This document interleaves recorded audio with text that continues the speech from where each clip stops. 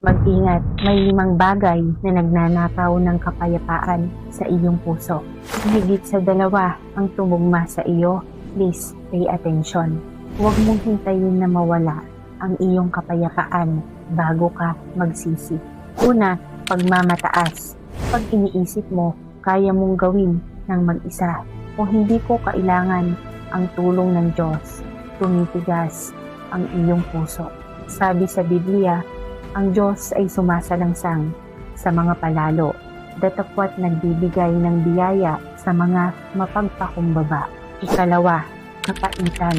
Ang pagtitimtim ng sama ng loob sa iyong puso ay nagnanakaw ng iyong kapayapaan. Sinabi sa Biblia, ang lahat ng kapaitan at kagalitan at pagkakaalit at kadaldalan at panglilimbak ay mga alis nawa sa inyo, pati ng lahat ng masasamang akala. Ikatlo, pakitang tao. Kung nabubuhay ka para sa papuri o panlabas na anyo, natatabunan ang tunay mong halaga. Sabi sa Biblia, ang lingap ay magdaraya at ang kagandahan ay walang kabuluhan. Ngunit ang babae na natatakot sa Panginoon ay siya'y pupurihin. Ikaapat, paghahambing. Kung palagi mong iniisip kung ano ang mayroon sa iba, nawawala ang iyong pasasalamat, sinisira ng inggit ang iyong kagalakan. Sinasabi sa Biblia, ngunit siyasatin ng bawat isa ang kanyang sariling gawa. At ang ikalima, pagnanais na kontrolin ang lahat. Lagi mo bang gustong kontrolin ang lahat at pinipilit ang iba na sumunod sa iyo?